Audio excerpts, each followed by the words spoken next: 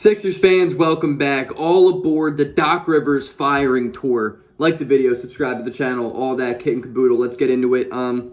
Look, I will give the Sixers the credit that they deserve. They fought as hard as they could yesterday in a game where Doc Rivers he's just a complete maniac. And then for him to come out post-game and say, we know what we're doing. We're going to start DeAndre Jordan for game 2. I like the minutes that he plays. I don't want to start Paul Reed because I can't get a guy into foul trouble that early.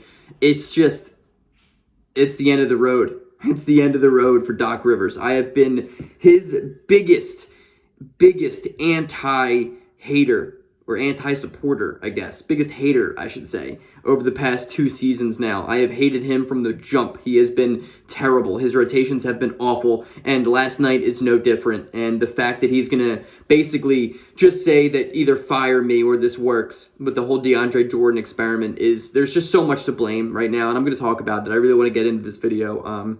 It's just so frustrating. Last night was really, really frustrating. First of all, not even Doc Rivers' fault, but if we make 6 of 34 threes or whatever it was, we're not going to win many games. We're really just not going to win games. We need to make shots, especially when we're open. We went 1 of 12 last night on open three-pointers.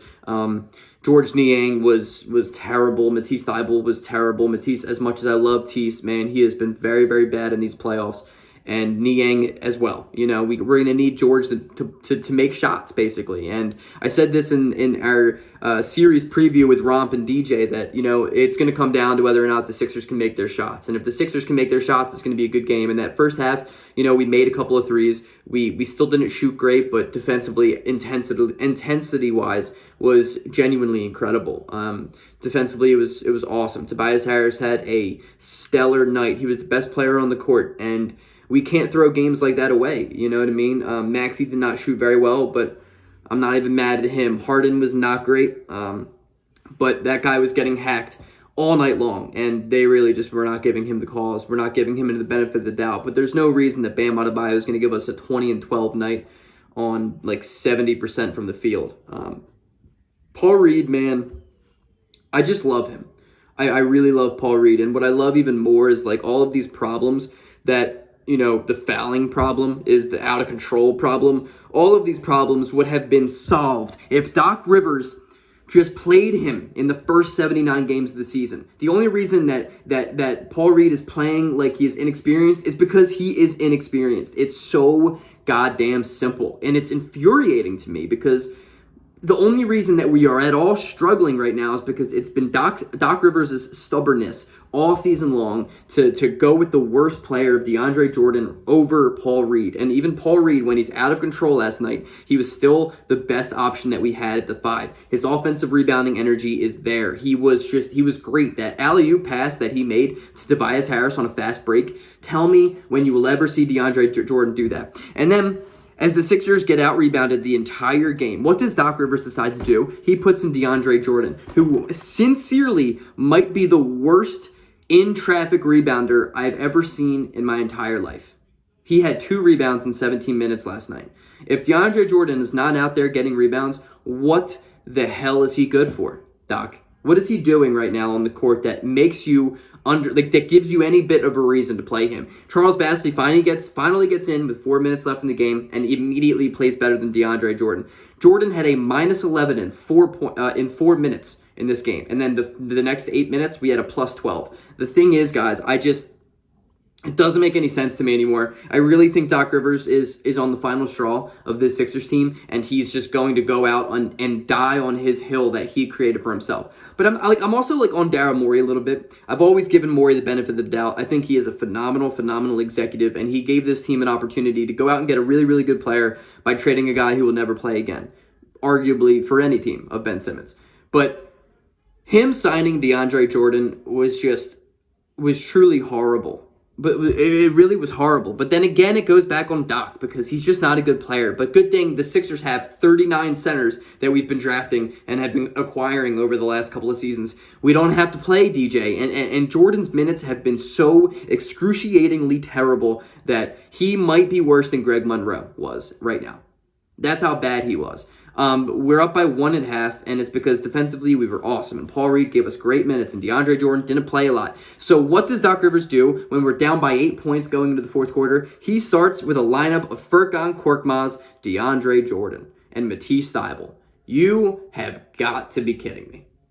That is literally 3 guys who will do absolutely nothing on the offensive end, and then no Harden and no Tobias Harris on the court at that point, and I don't know what Doc Rivers expects these guys to do, and it's the arrogance that Doc shows post game that just it makes my blood boil.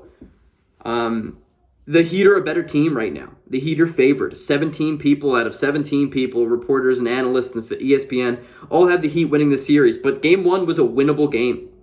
Without Kyle Lowry, the Heat struggled, man. They were not a great shooting team, and we really kind of clamped up. They are probably the best shooting team in the entire NBA, but last night they did not shoot well, and we still lost the game because we just did not play good basketball. Doc Rivers did not put out the guys who are the best players to put out, and we lost the game, simply put. This is my Doc Rivers firing tour because I've absolutely had it. He is an absolute arrogant asshole who just doesn't know the game of basketball anymore. He thinks he's Greg Popovich, and he's going to just continue to live off of his championship that happened 13 years ago, 14 years ago now, and it just does not make me happy. It really doesn't. The best case scenario is the Sixers win this series, and the Sixers can have a deep playoff run, and yet we still fire Doc Rivers because the decision has already been made pre-playoffs, and no matter what, we're going to fire him. Worst case scenario is we lose now and we hold on to Doc. But my thing is, I really cannot see that happening at this point. The way this series looks like it's going to head, especially if Embiid's going to have to miss a couple games and Lowry comes back next game,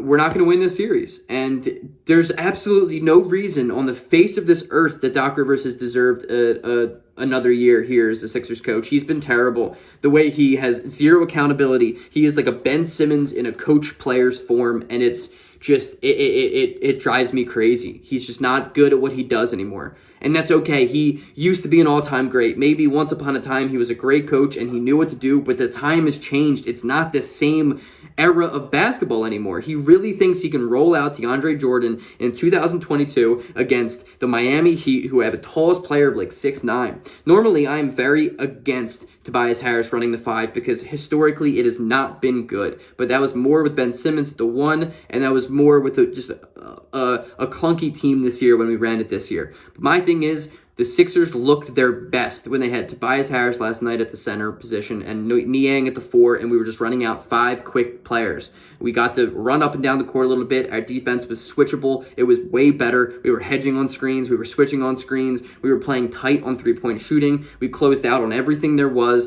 and we cut the game down. And then before half, we take the lead.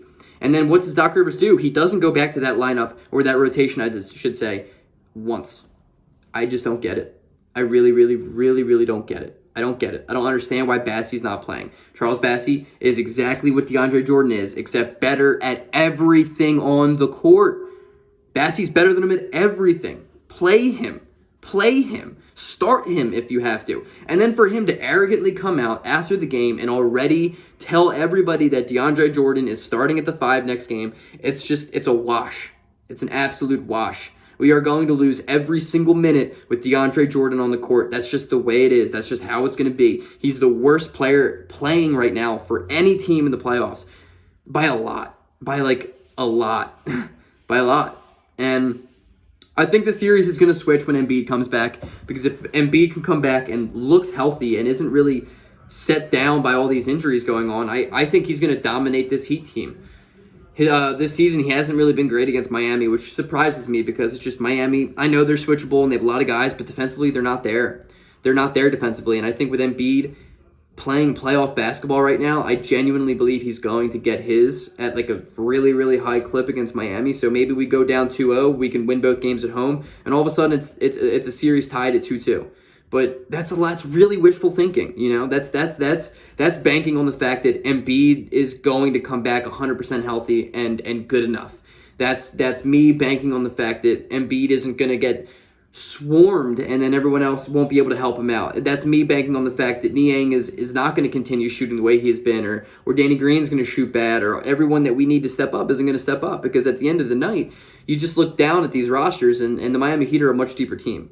And it's unfortunate because I think going into this series healthy, and not dealing with annual Sixers problems that we always deal with more than any other team, I think the Sixers win this series. And I'm not going to sit here and say that the series is done, because we've seen how the Sixers can blow series leads, but it's going to be it's going to be an uphill battle.